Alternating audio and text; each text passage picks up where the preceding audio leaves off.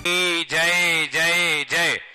बोलिए परम पूज्य श्रमण संस्कृति उन्नायक संत श्रोमणी आचार्य भगवंत गुरुवर श्री विद्यासागर जी महाराज की जय जय जय। बोलिए परम पूज्य गुणायतन प्रणेता शंका समाधान प्रवर्तक भावना योग प्रवर्तक प्रखर वक्ता मुनिवर श्री 108 प्रमाण सागर जी महाराज की जय जय जय। बोलिए परम पूज्य मुनिवर श्री 108 अरह सागर जी महाराज की जय जय जय। गुरु ने स्वप्न संजोया जिसको भक्तों ने आकार दिया, गुरु ने स्वप्न संजोया जिसको भक्तों ने आकार दिया, गुरु प्रमाण ने जिन शासन को एक नया उपहार दिया, अपनी दिव्य दृष्टि के द्वारा जन जन का उद्धार किया, गुणायतन के द्वारा पूरी सृष्टि को वरदान दिया, गुणायतन के द्वारा पूरी सृष्टि को वरदान दिया। बंधुओं, शाश्वत तीर्थराज सम्मेद शिखर की इस पावन तलहटी पर विश्व का एक ऐसा अनूठा कीर्तिमान जिसके माध्यम से न जाने कितने वर्षों तक युगांतकारी जिन शासन की प्रभावना करने वाला एक अनूठा आयतन गुणायतन पूज्य मुनिवर प्रमाण सागर जी महाराज की एक ऐसी अद्भुत परिकल्पना की देन है जिसके माध्यम से न जाने कितने लोगों के भविष्य का निर्माता बनेगा गुणायतन, न जाने कितने लोगों के सम्यक्त्व का कारण बनेगा गुणायतन। बंधुओं, पूज्य गुरुवर का वरदान हम सबको प्राप्त हुआ है और हमारी ये संकल्पना है कि पूज्य गुरुदेव की ये परिकल्पना शीघ्र अतिशीघ्र पूर्ण हो ताकि हम सब पूरा विश्व इस साक्षी बन सके गुणायतन का। बंधुओं, आप हमारा सहयोग कर सकते हैं, योगदान दे सकते हैं, अपेक्षित है आपका दान और योगदान ताकि हम ये पूर्ण कर सकें। यदि आज तक आप गुणायतन से नहीं जुड़े हैं तो बंधुओं आज ही संपर्क कीजिए। जिनवाणी चैनल, पारस चैनल, प्रमाणिक ऐप के माध्यम से जो नंबर चल रहे हैं उन नंबरों में संपर्क करिए और जानिए गुणायतन से जुड़ी हुई जितनी भी निर्माणकारी योजनाएं हैं और उनसे अवगत होते हुए अपने जीवन का सर्वश्रेष्ठ लगा करके साथ ही पुण्य कार्जन कीजिए। साथ ही बंधुओं, प्रतिदिन पूज्य गुरुदेव के मुखारविंद से इस गुणायतन परिसर में अति मानोज्ञ प्राचीन प्रतिमाओं के समक्ष शांति धारा संपन्न होती है जिसका आप लाभ ले सकते हैं। यदि आप चाहते हैं कि आपके परिवार की ओर से किसी भी विशेष दिन शांति धारा संपन्न हो तो आप नीचे निम्न नंबरों पर संपर्क करके आप अवगत करा सकते हैं, आपकी ओर से शांति धारा संपन्न हो सकती है। बंधुओं, आइए, जैसा कि आपको विदित है हमें पूरे देश से ही नहीं विश्व से आज योगदान प्राप्त हो रहा है। जिन श्रावक श्रेष्ठियों ने गुणायतन से जुड़कर के साथ ही साथ पुण्य कार्जन किया उनके नामों की उद्घोषणा कर रहा हूं। संस्थापक सदस्य के रूप में डॉक्टर प्रभाकर सेठी, डॉक्टर अलका सेठी, डॉक्टर ऋषभ सेठी, कुमारी पवी जैन जयपुर, एक बार जोरदार करतल ध्वनि से स्वागत, वंदन और अभिनंदन करते हैं। स्तंभ के रूप में जुड़ने का सौभाग्य प्राप्त किया है कौसाम्बी गाजियाबाद से श्री विनोद कुमार जैन, श्रीमती मनीषा जैन, ऋतिक जैन, निखिल जैन, माताजी श्रीमती कमला जैन, श्रीमती शांति जैन, समस्त परिवार। सूत्रधार के रूप में कोटा से जुड़ने से जिनने सौभाग्य प्राप्त किया है श्रीमती अनिला जैन झांझरी, श्री बसंत जैन झांझरी, वरुण जी, सृष्टि जी, विमान जी, सिद्धार्थ जी, रितिका जी, अनय जी, श्रेयांश जी, पूजा जी, मोहांश जी जैन, समस्त परिवार। एक बार जोरदार करतल ध्वनि से स्वागत करिए। निर्माण सारथी के रूप में जिन्होंने सौभाग्य प्राप्त किया है निर्माण मित्र से निर्माण सारथी श्री विनीत जैन, चंदावत, हर्षिका जैन, उदयपुर, समस्त परिवार। निर्माण निधि के रूप में जिन्होंने जुड़ने का सौभाग्य प्राप्त किया है कोटा से श्रीमती गंगा देवी अजमेरा, 21,000 रुपए की विशेष राशि से इन्होंने योगदान प्रदान प्राप्त किया है।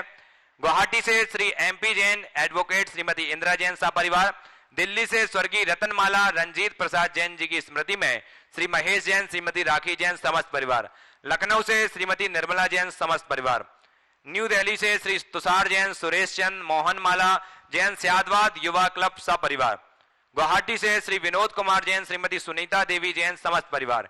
इम्फाल से श्री मदन लाल छावड़ा, श्रीमती चंपा देवी छावड़ा, समस्त परिवार।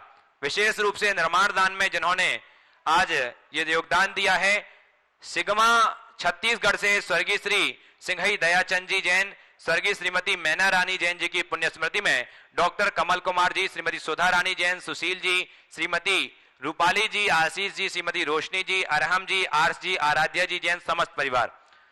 और मुरादाबाद से जिन्होंने 11,000 रुपए की राशि से योगदान दिया है श्री प्रमोद कुमार जी जैन, श्रीमती मधु जी जैन, सब परिवार। 10,000 रुपए की राशि से जिन्होंने सौभाग्य प्राप्त किया है कोलकाता से श्री विवान जी कोठारी, सब परिवार। एक बार जोरदार करतल ध्वनि से स्वागत करते हैं सभी दानदाताओं का। और आप भी इस प्रकार से जोड़ सकते हैं गुणायतन से। जानिए क्या है निर्माणकारी योजनाएं गुणायतन की, क्या है गुरुदेव की परिकल्पना। आइए बिना किसी विलंब के चलते हैं सीधे इस कड़ी से, हम आपको जोड़ते हैं आज के विशेष शंका समाधान के विशेष सत्र के संचालन और के लिए मैं बड़े ही सम्मान के साथ बुलाना चाहूंगा आदरणीय पंडित श्री सुदर्शन जी पिंडरई। मैं कार्यक्रम प्रारंभ करूं उसके पूर्व हमारे बीच में आज गुरु वदेव की वंदनार्थ श्रीमान प्रदीप जी अजमेरा कोटा ट्रस्टी गुणायतन उपस्थित हैं और श्रीमान महेश जी पाटनी ट्रस्टी गुणायतन उपस्थित हैं। मैं पहले आमंत्रित कर रहा हूं श्रीमान प्रदीप जी अजमेरा साहब को सपरिवार आए, गुरुदेव की अभिवंदना करें, आशीर्वाद प्राप्त करें। और इनके सम्मान के लिए मैं आमंत्रित कर रहा हूं श्रीमान देवेंद्र जी अजमेरा साहब गया को ट्रस्टी गुणायतन एवं श्रीमान आदर्श जी जैन फरीदाबाद से ट्रस्टी गुणायतन आए। इनका सम्मान करके गुणायतन के सम्मान को संवर्धित करें। आइए आपकी तालियां इनके अवदान में बजती ही रहनी चाहिए। जी जी श्रीमान प्रदीप जी अजमेरा साहब कोटा इनका सम्मान कर रहे हैं श्रीमान देवेंद्र जी अजमेरा साहब एवं श्रीमान आदर्श जी जैन फरीदाबाद। तालियां आपकी बजाएं। और श्रीमान महेश जी पाटनी कोटा से ट्रस्टी गुणायतन उपस्थित हैं। गुरु वंदनार्थ ऑनलाइन जो ट्रस्टी बनकर के अपने जीवन को धन्य कर चुके हैं, उनका सम्मान करने के लिए मैं आमंत्रित कर रहा हूं श्रीमान राजकुमार जी बजात्या साहब जयपुर से, वे आए, इनका सम्मान करें। श्रीमान राजकुमार जी बजात्या साहब जयपुर ट्रस्टी और श्रीमान सुधीर जी पाटनी सपरिवार गुरुदेव की वंदना हेतु आज उपस्थित हैं, वे आए, आशीर्वाद प्राप्त करें गुरुदेव से। और इनका सम्मान करने के लिए श्रीमान कमल जी पाटोदी साहब साड़म से हमारे बीच में हैं, वे आए ट्रस्टी गुणायतन कमल जी पाटोदी साहब, उनका सम्मान करके गुणायतन की गरिमा को संवर्धित करें। और आज के शंका समाधान के सत्र को और श्रीमान नरेंद्र जी पांड्या साहब डीमापुर से हमारे बीच में वे भी आए, उनके सम्मान के लिए श्रीमान एनएल जैन साहब कोषाध्यक्ष गुणायतन एवं सीईओ सुभाष जी जैन वे आए, इनका सम्मान करके गुणायतन के गुणों की समृद्धि करें। और आज के इस कार्यक्रम को निर्माण जी सदस्य के रूप में श्रीमान संजीव कुमार जी ऋषि आयुषी समस्त मिठिया परिवार ललितपुर से यहाँ संबद्ध हुए निर्माण जी ग्रुप में बहुत बहुत साधुवाद। गुरुदेव आज इस कार्यक्रम को मैं ऑनलाइन प्रश्नों के माध्यम से प्रारंभ करूं उसके पूर्व नरेंद्र पांड्या जी साहब उपस्थित हों, मंच में आशीर्वाद प्राप्त करें गुरुदेव का। और इनका सम्मान करने के लिए श्रीमान एनएल जैन साहब एवं श्री सुभाष जी जैन साहब सीईओ गुणायतन भी आए और इनका सम्मान करके गुणायतन के गुणों की वृद्धि करें। आपकी तालियां लगातार बजते रहें। श्रीमान नरेंद्र जी पांड्या साहब के, जिन्होंने एक विमाल एक मंडल लेकर के अपने जीवन को स्वर्णिम बनाया, बहुत बहुत साधुवाद। तालियां बजें आपकी लगातार, इनकी अनुमोदना करें, इनके भावों की अनुमोदना करें।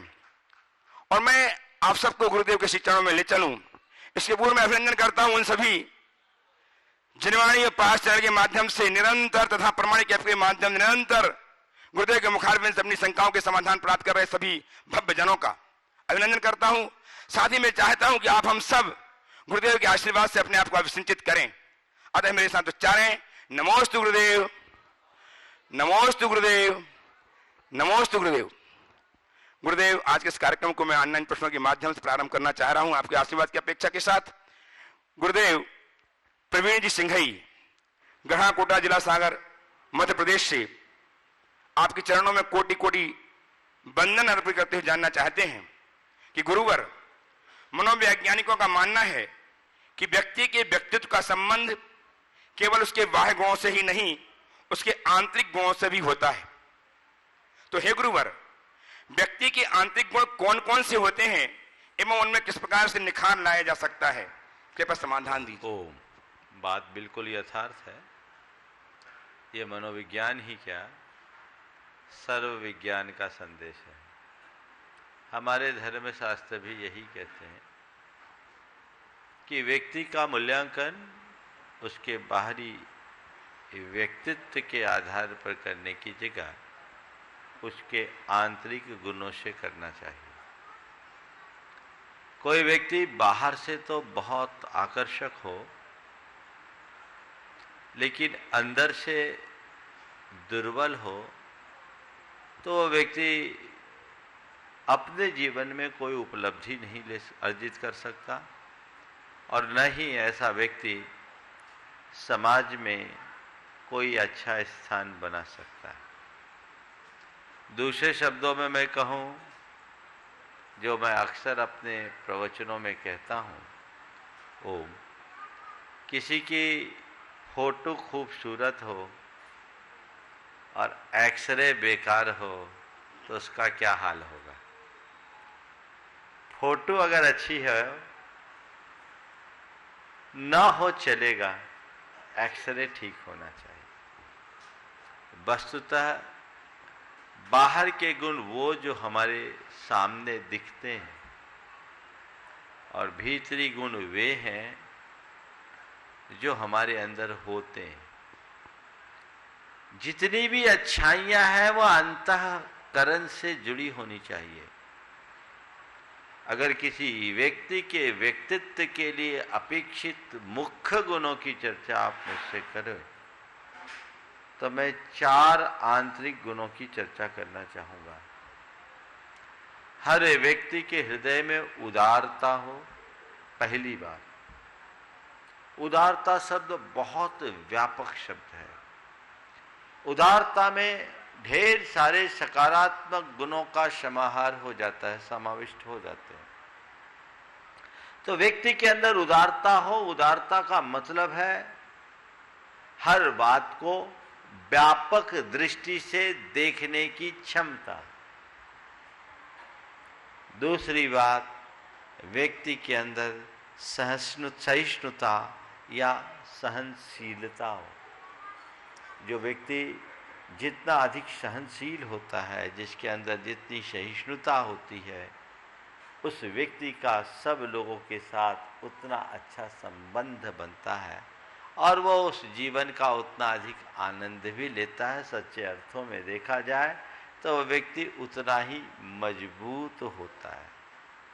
तीसरी बात, व्यक्ति के अंदर विनम्रता होनी चाहिए। अहंकार मुक्त जीवन, ये भीतर से विनम्र हो, जिसको आप लोग कहते हैं डाउन टू अर्थ।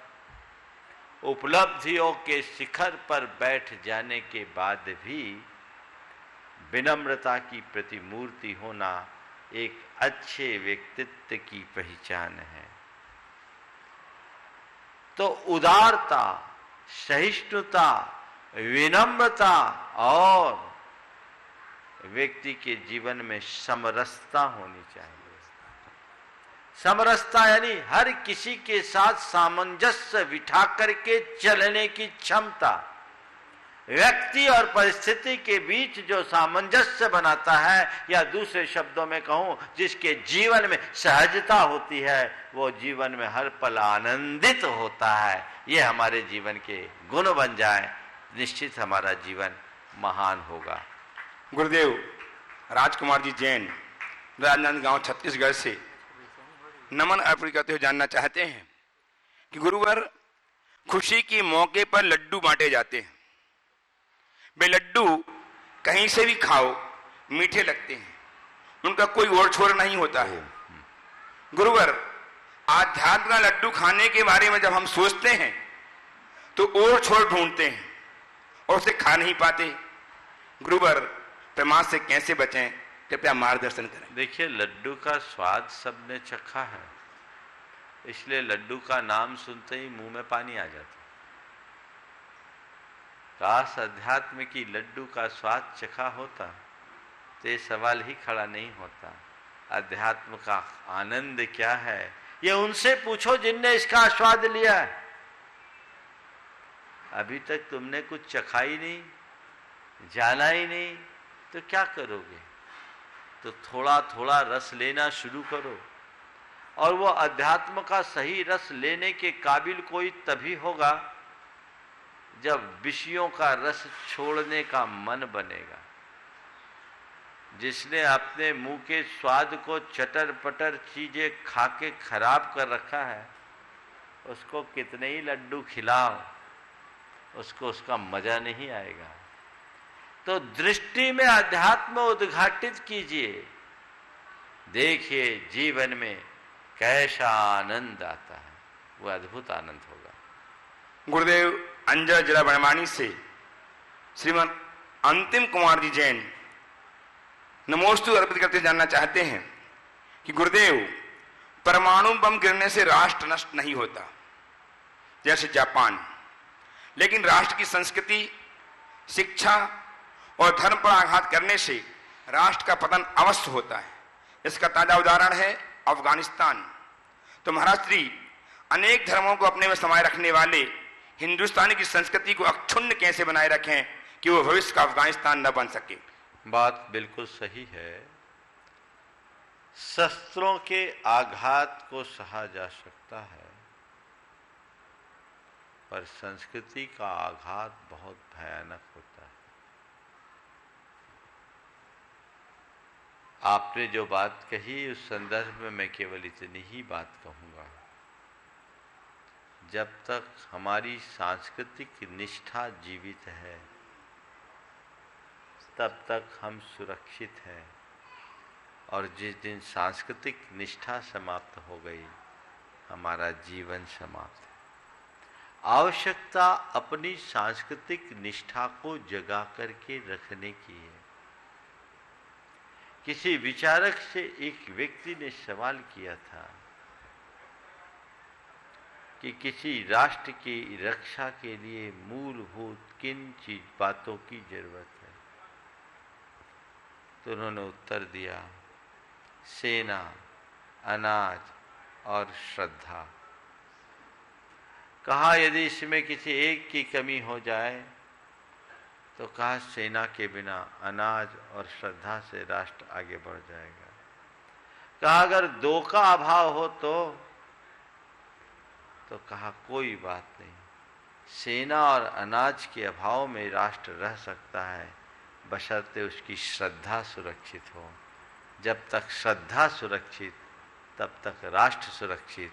श्रद्धा के अभाव में राष्ट्र भी असुरक्षित है। तो श्रद्धा हमारी बनी रहनी चाहिए, श्रद्धा खंडित न हो, ये हमारी पहली प्राथमिकता होनी चाहिए। तो मैं कहूँगा अस्त्रों के हमले से ज़्यादा खतरनाक संस्कृति पर किया जाने वाला आघात या कुठाराघात है।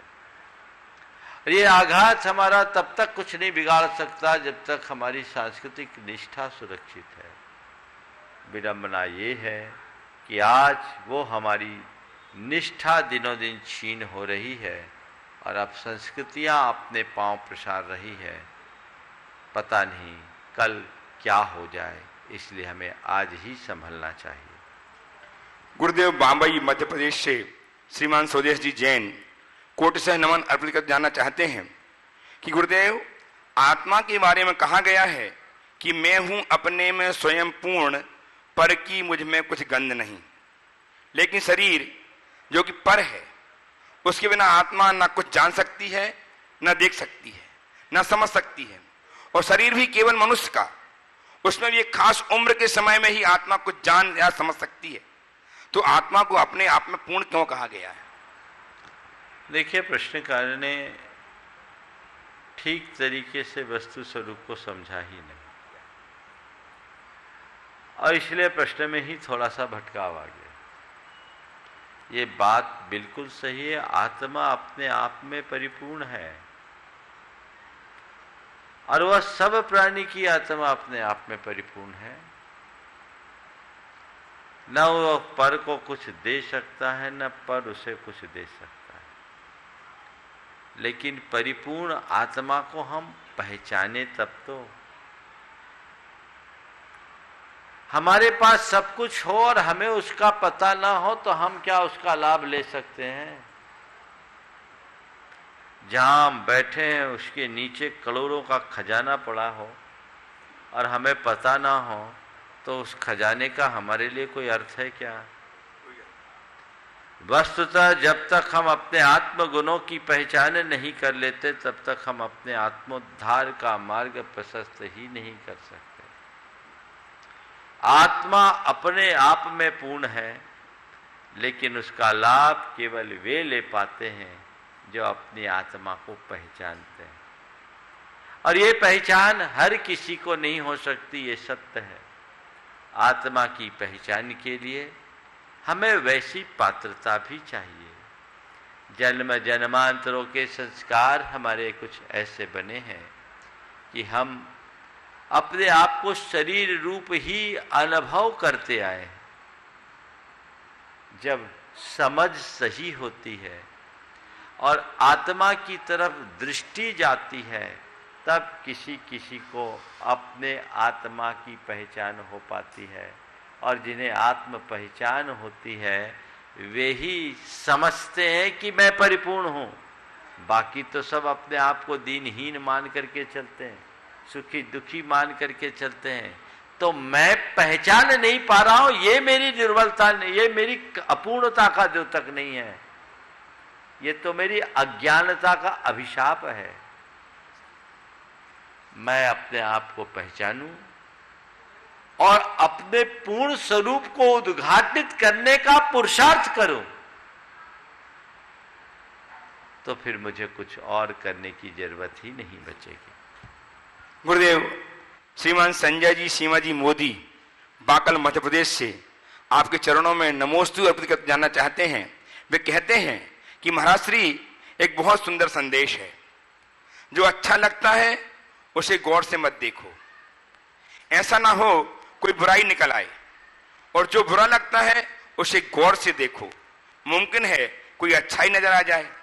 तो गुरुदेव, हमें संदेश से अपने जीवन में क्या उतारना चाहिए? बहुत अच्छी बात लिखी है और बड़ी प्रेरक बात। जो अच्छा लगता है उसे गौर से न देखो, संभव है उसमें कोई बुराई निकल जाए, और जो बुरा लगता है उसे गौर से देखो, मुमकिन है उसमें कोई अच्छाई निकल जाए।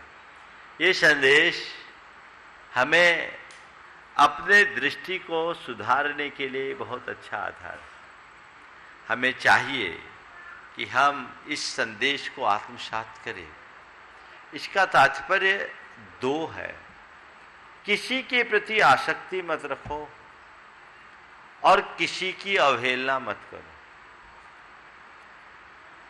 आसक्ति अभिमान को जन्म देती है, आकुलता को उत्पन्न करती है, हमारे दुख का कारण बनती है, और अवहेलना से अपमान होता है, और वो अपमान हमारे संबंधों को बिगाड़ते हैं। अच्छाई को ग्रहण करने की दृष्टि हमारे अंदर होनी चाहिए, बुराइयों को नहीं। इसलिए हम हमेशा अच्छाई की तरफ देखें। बात बहुत प्रेरक है कि किसी अच्छाई को ज़्यादा गौर से न देखो, हो सकता है उसमें कोई बुराई दिख जाए, और किसी की बुराई को गौर से देखो, मुमकिन है कोई अच्छाई दिख जाए। काश ये कला आ जाए। पहले वाले में तो सब माहिर हैं, बाद वाले की तो भगवान ही जानते हैं। चलिए। पूज्य गुरुदेव, इंदौर मध्य प्रदेश से श्रीमान महेंद्र कुमार जी जैन पत्रकार कोट से अभिवंदना करते हुए जानना चाहते हैं कि गुरुवर, इस आधुनिक दुनिया में जन्म और मरण भी महंगा हो गया है। अब सिजेरियन के बगैर कोई आता नहीं और वेंटिलेटर के बगैर कोई जाता नहीं। महाराज श्री, जब सब छोड़कर जाना है तो ये बात जानते हुए भी कुछ लोग सिर्फ दौलत के पीछे क्यों भागते हैं, और जन्म मरण जैसे पवित्र कार्यों में भी व्यवसायिकता को बढ़ावा दे रहे हैं? कृपया मार्गदर्शन दीजिए। यही मोह की बलिहारी। ऐसा नहीं है कि लोगों को पता नहीं, सब जानते, लेकिन सब के सब लोग दुर्योधन की संतान। दुर्योधन कहा करता था, जानामि धर्मम न च मे प्रवृत्ति, जानामि अधर्मम न च मे निर्वृत्ति। मैं धर्म को जानता हूं पर उसमें प्रवृत्त नहीं होता, और मैं अधर्म को और अधर्म के परिणाम को भी जानता हूं पर उससे निवृत्त नहीं होता। ये जो दुर्बलता है ये हमारे जीवन में एक बड़ी दुविधा उत्पन्न करती है। हमें इस दुर्बलता से स्वयं को बाहर निकालना चाहिए। गुरुदेव, अमीनगर सराय बागपत उत्तर प्रदेश से आंचल जैन नमोस्तु अर्पित करते जानना चाहती हैं कि गुरुदेव, कहते हैं कि जो कुछ भी होता है अच्छे के लिए होता है, जो कुछ भी होता है अच्छे के लिए होता है। तो यह बात कहां तक सही है, कृपया समाधान कीजिए। मैं तो कहता हूं ये भी सत्य है, सत्यांश है, सत्य नहीं। ये कब सोचो, जब जीवन में कुछ अघट घटे, मन डगमगाने लगे, मन में असंतोष के भाव उमड़ने लगे, तो अपने चित्त के समाधान के लिए सोचना चाहिए जो होता है वो सही होता है। पर किसी का बेटा मर जाए, बाप मर जाए, उसके घर जाके ये मत कहना कि जो होता है सही होता है, मामला गड़बड़ होगा। ये अर्ध सत्य है और इसे उसके संदर्भ से जोड़ करके यदि आप समझोगे तभी आप उसका सही लाभ ले पाओगे। और यदि ऐसा नहीं समझ सके तो मामला गड़बड़ा जाएगा। इसलिए जो होता है अच्छे के लिए होता है, अपेक्षित है। कहानी नहीं सुनाऊंगा, पहले कई बार सुना चुका हूं, इसलिए आगे चलिए। प्रदक्षतः प्रश्न प्रस्तुत करने के लिए तैयार हैं श्रीमती किरण जी शेठी झुमरी तलैया से। महाराज से अंतिम ऑनलाइन प्रश्न रोहतक हरियाणा से मनोज जी जैन, आपके चरणों में बारंबार वंदना अर्पित करते हुए नमस्ते अर्पित कर जानना चाहते हैं कि गुरुदेव, मैंने मौत को देखा तो नहीं, पर शायद वह बहुत खूबसूरत होगी। गुरुदेव, मैंने मौत को देखा नहीं, पर शायद वह बहुत खूबसूरत होगी। कमबख्त जो भी उससे मिलता है जीना ही छोड़ देता है, इसका क्या तात्पर्य है? ये तो शायर से ही पूछ लो जिसने लिखा है ना। चलिए आगे। उपस्थित हो श्रीमती किरण जी शेठी झुमरी तलैया से। अब प्रश्न भी भेजो तो ऐसे प्रश्न भेजो जिसका उत्तर देने में भी मजा आए। कई लोग तो क्या करते हैं, व्हाट्सएप से कहीं से कोई पंक्तियां ले आते, उसी को प्रश्न बना लेते हैं। प्रश्न ऐसा दे जो सबके लिए कोई संदेश दे। ऐसा प्रश्न न भेजें जिससे औरों का समय खराब हो। हमेशा प्रश्नकर्ताओं से मैं कहूँगा कि प्रश्न ऐसा भेजो कि मेरे मुख से निकले कि बहुत अच्छा सवाल, और लोग कहे वाह क्या सवाल किया है। ऐसा ना कहे क्या पूछता है, क्या पूछा है, ये सवाल, ये भाव नहीं कि क्या पूछा है। बड़ा अंतर है थोड़ी थोड़ी सी अभिव्यक्ति में, इसलिए थोड़ा ध्यान आप लोगों को रखना चाहिए। चलिए। श्रीमती किरण जी शेठी झुमरी तलैया से उपस्थित हो। तैयार हैं अनीता जी जैन ललितपुर से। नमोस्तु महाराज जी, मेरी परिवार की तरफ से नमोस्तु नमोस्तु नमोस्तु। महाराज जी, हमें अपने जीवन के फैसले कैसे लेना चाहिए, दिल से या दिमाग से, या लोग कहेंगे या परिवार क्या कहेंगे, ये सोच के थोड़ा शंका समाधान करें। अपने जीवन के फैसले लेने की बात आपने की है। मैं आपसे एक सवाल करता हूं, आपने अपने जीवन को क्या मान रखा, अपना या पराया? औरत का जीवन तो पहले तो माँ बाप का, फिर पति का या बच्चे का जो ये जो सोच है यही दुविधा है। सबसे पहली जरूरत है जीवन को अपना मानना।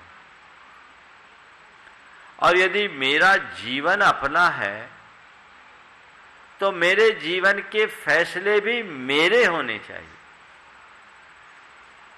मुश्किल ये है कि लोग तंद्रा में जी रहे हैं। पूरी जिंदगी व्यतीत कर देने के बावजूद उन्हें ये पता नहीं लगता कि हम जी क्यों रहे हैं। और कई लोगों का तो हाल ही बड़ा विचित्र होता है, कैसी गहन तंद्रा होती है। एक से किसी ने कहा कि भैया तुम यहां क्या कर रहे हो? बोले क्यों? बोले घर में कोहराम मचा है। तुम यहां क्या कर रहे हो? बोले क्यों? बोले तुम्हारे घर में कोहराम मचा है। बोले क्या हो गया? बोला तुम्हारी पत्नी विधवा हो गई। बोले हट, हाँ। वो रोने लग गया। अब उसको क्या बोलेंगे, बोलो? पति जिंदा है और पत्नी विधवा कैसे हो गई? ये गहन तंद्रा की स्थिति है ना। तो जब तक हम अपने जीवन की अवधारणा ठीक नहीं बनाते, हमारे फैसले ठीक कैसे होंगे? हम अटैच्ड हैं लोगों से, हम अटैच्ड हैं चीजों से, तो हमारे फैसले स्वाभाविक रूप से प्रभावित होंगे, चाहे वो दिल के हो या दिमाग के। तो जीवन के फैसले की बात आपको करना है, तो पहले आपको अपने जीवन को समझना होगा। जीवन को समझो, फिर जीवन का फैसला लो। समझ गए? तो मैं क्या हूं, मेरा क्या है, ये तो जानो, और फिर उसके संबंध में जो फैसला लेना है वो देखो। अपने आप तुम्हारे सारे फैसले ठीक होंगे। लेकिन जब तक जीवन को ही नहीं समझोगे तो यही दुविधा में रहोगे, ये करूं कि वो करूं। फिर ये बार बार सवाल आएगा, लोग क्या कहेंगे, लोग क्या करेंगे। अरे हमें जो करना है हमको करना है। एक बार मुझसे किसी ने पूछा, महाराज जी आप किससे पूछ के इस मार्ग में आए?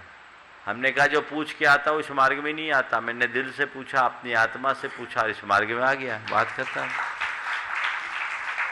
मैंने अपने जीवन को पहचाना, अपने जीवन का फैसला ले लिया, खत्म। अब मैं सोचता रहे मुझे साधु तो बनना है, लोग क्या कहेंगे, कहेंगे लड़का तो अभी कुछ करता ही धरता नहीं था, ये तो कुछ धर्म सीखा ही नहीं, निकल गया, लोग क्या कहेंगे, तो अटक जाता। मेरे साथ के कई अटके हुए अभी भी है ना, अटके हुए। तो जीवन को पहचानो, फिर जीवन के फैसले की बात करो। और एक बात बोलूं, थोड़ी चुभ जाएगी, ज्यादातर लोगों के जीवन के फैसले भी मुर्दा होते हैं। मेरी बात थोड़ी चुभने जैसी है। जीवन के फैसले मुर्दा यानी अर्थहीन बातों में अपने चित्त को उलझा देते हैं, जिनका कोई सार नहीं, जिनमें कोई जान नहीं, जिनका कोई तत्व नहीं, वो मुर्दा ही तो है। अपना सारा समय, शक्ति, श्रम, संसाधन उसमें खपा देते हैं। वहां से बचें, अपने आप को बचाकर ले जाएं, तो जीवन का मजा है। उपस्थित हो श्रीमती जी, अनिता जी जैन ललितपुर से तैयार हैं संतोष जी उपाध्याय कोलकाता से।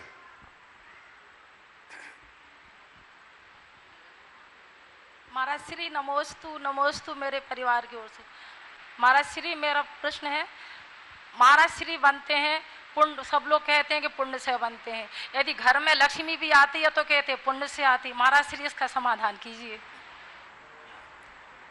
देखिए, महाराज जी बनते हैं तो पुण्य से बनते हैं, लक्ष्मी आती है तो पुण्य से आती है, इसमें समाधान करने की क्या चीज है? कौन से पुण्य से क्या आती? दोनों पुण्य बताते हैं, लक्ष्मी भी पुण्य से और महाराज जी भी पुण्य से बनते हैं। मैं इसे थोड़ा पलटता हूं। जी महाराज जी। समझ गए? पुण्य दो तरह का है, एक पार लगाने वाला और एक डुबो देने वाला। समझ गए? जब पार लगाने वाला पुण्य आता है तो वो हमें धर्म की या रत्नत्रय की नाव में सवार कर देता है। जब पार लगाने वाले पुण्य का प्रबल उदय आता है तो वो हमें रत्नत्रय रूप धर्म की नाव में सवार कर देता है। और जब डुबो देने वाला पुण्य उदय में आता है तो हमें धन पैसे के मोह झाल में उलझा देता है। समझ गए? तो जिस पुण्य से धन वैभव बढ़े वो पुण्य संसार में अटकाएगा, और जिस पुण्य से गुण वैभव बढ़े वो तुम्हें पार लगाएगा। अब तुम्हें तय करना है कौन से पुण्य को चुनना है। आइए श्रीमान संतोष जी उपाध्याय साहब कोलकाता से तैयार हैं श्रीमती श्रुति जैन पिंडरई से। मुनिश्री के चरणों में कोट कोट मेरा नमन। गुरुजी, मैं संतोष उपाध्याय हूँ, हिंदू ब्राह्मण धर्म से बिलोंग करता हूँ। मेरा 2 सवाल है गुरुजी। पहला सवाल ये है कि मैं जैन धर्म का भी अनुसरण करता हूँ, मैं कलकत्ता से आया हूँ।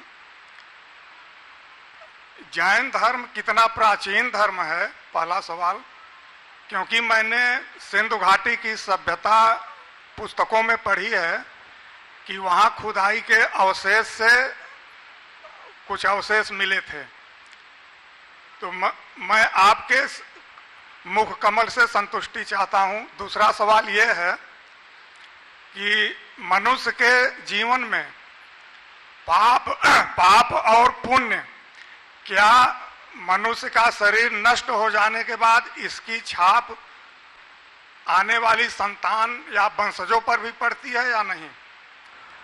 बहुत अच्छा सवाल आपने किया है। जहाँ तक पहला सवाल है जैन धर्म की प्राचीनता से जुड़ा हुआ, सबसे पहली बात तो ये कहूँ कि किसी की प्राचीनता और अर्वाचीनता उसकी मौलिकता का आधार हो, ये बात ठीक नहीं है।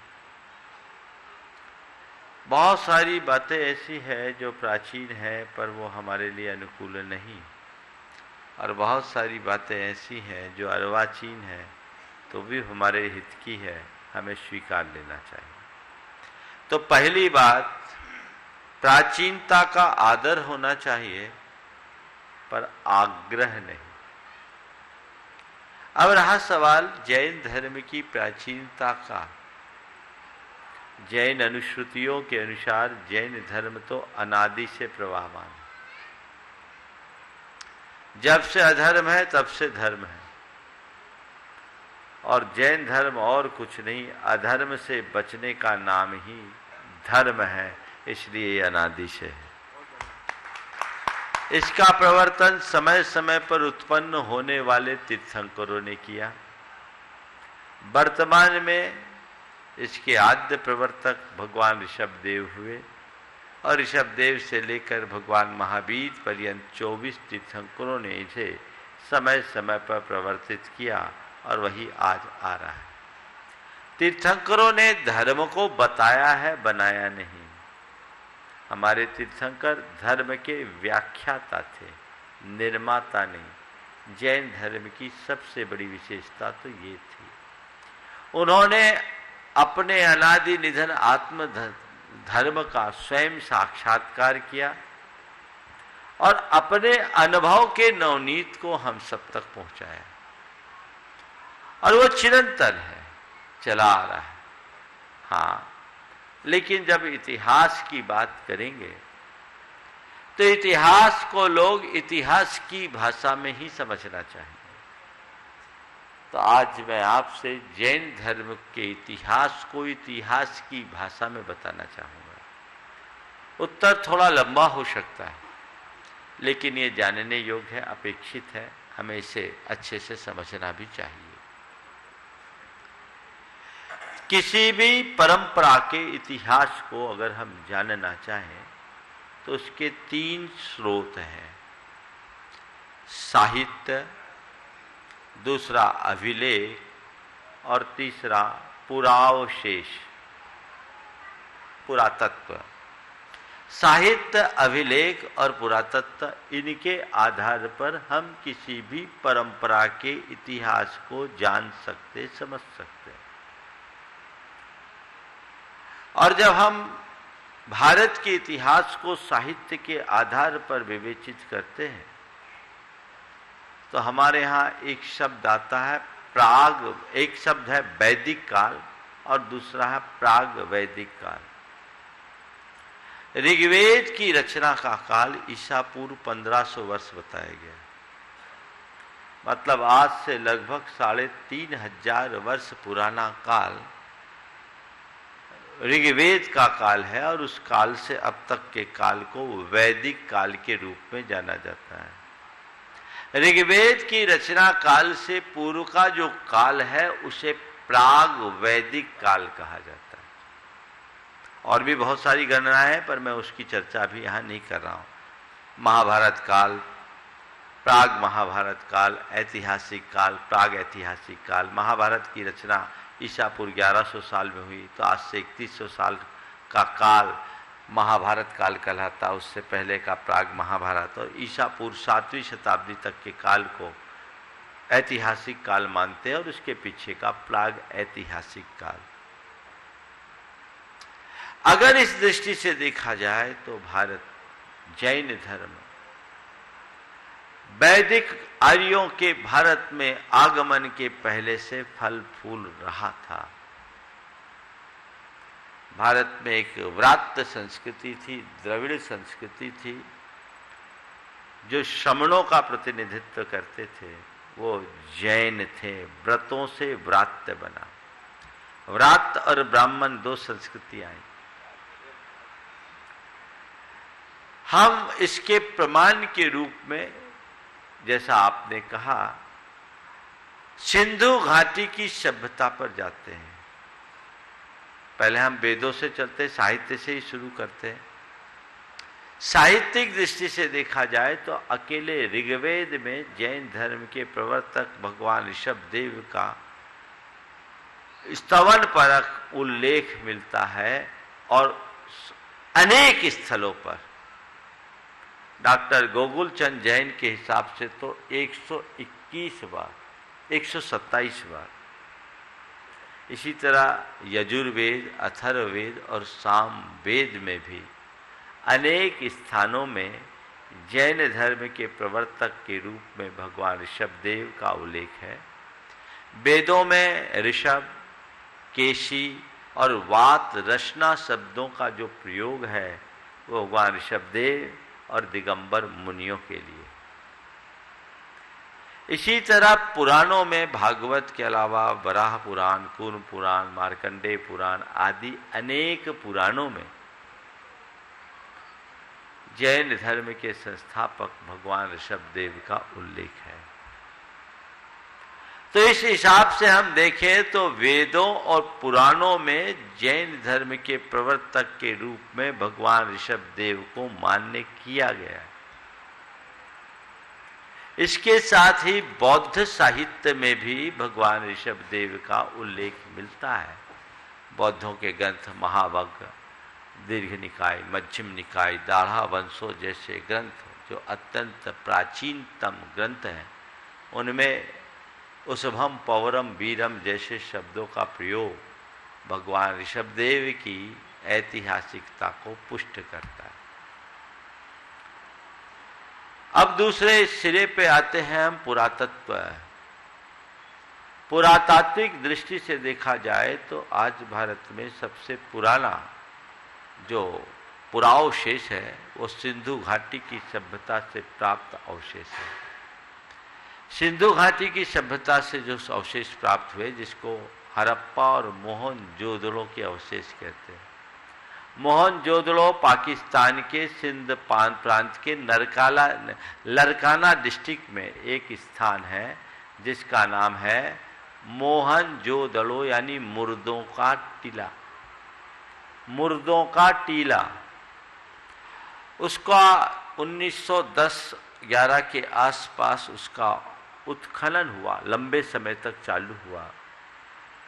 वहां से जो अवशेष प्राप्त हुए, अनेक मोहरें प्राप्त हुई, अनेक अवशेष प्राप्त हुए, उनमें भगवान ऋषभदेव के उल्लेख मिलते हैं। उसमें FGH फलक 449, उसमें भगवान ऋषभदेव की कायोसर्ग स्थित मुद्रा है और वहीं उनका चिन्ह बैल भी बना है। इस पर भारतीय पुरातत्व विभाग के तात्कालिक director general professor Ram Prasad Chandra ने अपनी शोध कृति सिंध 5000 एगो में स्पष्ट उल्लेख किया कि स्पष्टतया ये जैन प्रतीक है। इसी प्रकार हड़प्पा से एक नग्न मानव धड़ मिला जिसमें दोनों हाथ नहीं, सिर नहीं, दोनों पैर नहीं, बीच का पूरा धड़ है। और यह ईशापूर्व 3000 वर्ष पुरानी, यानी आज से 5000 वर्ष प्राचीन है सिंधु घाटी की सभ्यता। उसमें उस समय के director general doctor T.N. Ramachandran, उनकी पुस्तक थी हड़प्पा एंड जैनिज्म। उसमें उन्होंने इस बात का उल्लेख किया कि ये जैन मूर्ति है और ऐसी मूर्ति का हूबहू साम्य पटना के पास पाटलिपुत्र में भी मिला है, जो ईसा पूर्व 3री-4थी शताब्दी की मानी जाती है। इन आधारों पर अनेक प्राच्य और पाश्चात्य विद्वानों ने अपनी ये स्पष्ट राय प्रकट की कि जैन धर्म के आद्य प्रवर्तक भगवान ऋषभदेव थे। आपको जानना है तो मैं 2-4 विद्वानों का उल्लेख करूंगा। डॉक्टर राधा कुमुद मुखर्जी, उनकी कृति है हिंदू सभ्यता। हिंदू सभ्यता में उन्होंने इस बात का उल्लेख किया कि ये जैन धर्म ताम्र युगीन शैव संस्कृति से भी प्राचीन है। डॉक्टर रामधारी सिंह दिनकर ने अपनी कृति संस्कृति के 4 अध्याय में लिखा है कि जैन धर्म प्राग वैदिक धर्म है।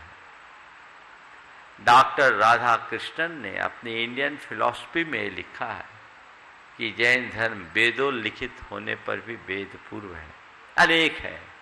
इसी प्रकार उड़ीसा के कुमारी पर्वत में जो 84 पंक्तियों का लेख है, वो जैन परंपरा के लिए एक महत्वपूर्ण दस्तावेज है और उसमें पूरे के पूरे जैन परंपरा का इतिहास दिखता है, जो ये बताता है कि भगवान महावीर के काल में भी ऋषभदेव की पूजा अर्चा होती थी।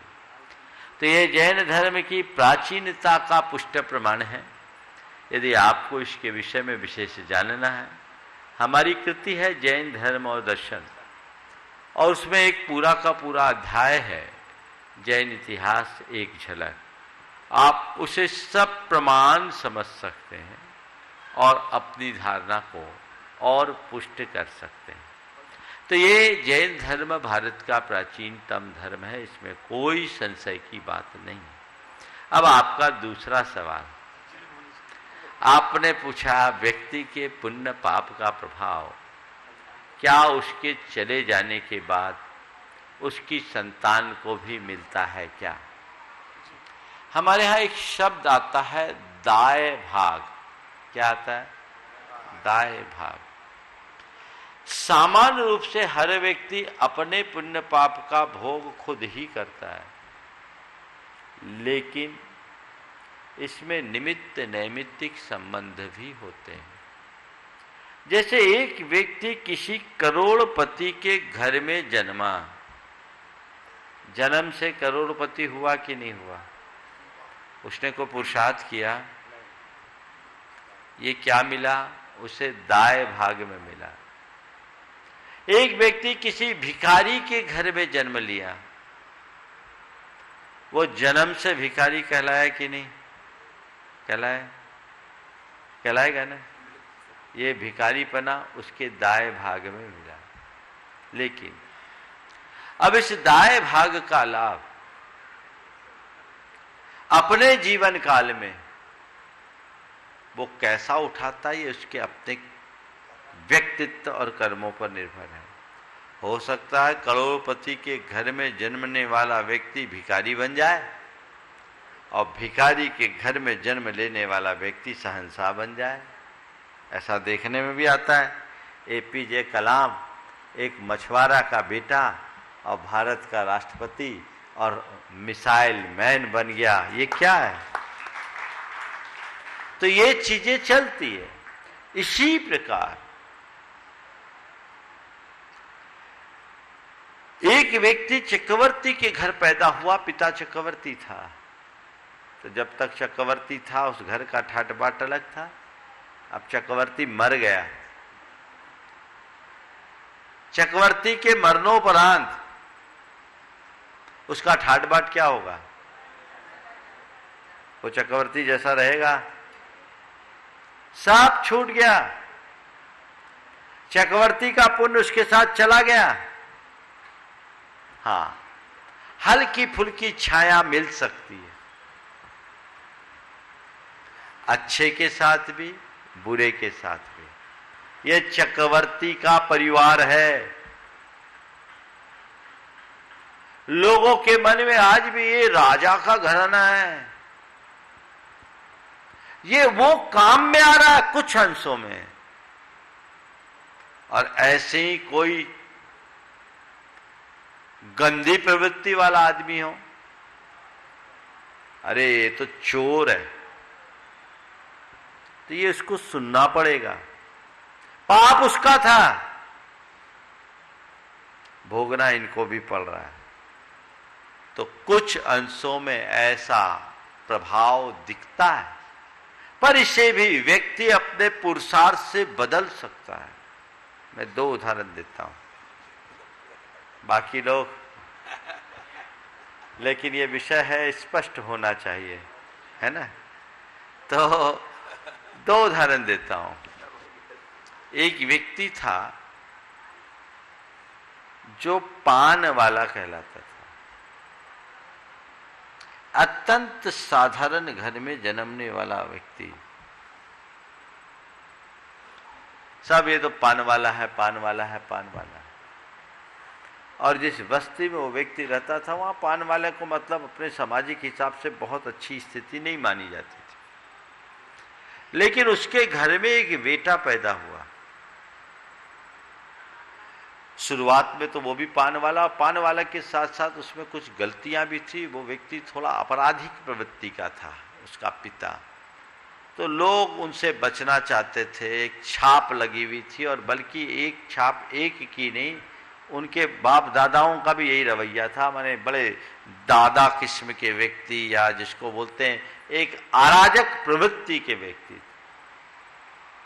उसके घर में एक व्यक्ति उत्पन्न हुआ, वो युवा हुआ, मुझसे जुड़ा था।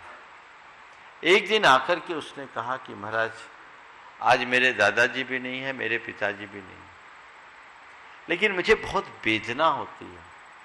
लोग मुझे देखते हैं तो मेरी पहचान मेरे पिता से करते, ये उसका बेटा है, इसका बाप ऐसा था, इसका दादा ऐसा था, और परदादा भी ऐसा था। 3 पीढ़ी से गड़बड़ी। महाराज मुझे तकलीफ होती, मैं क्या करूं?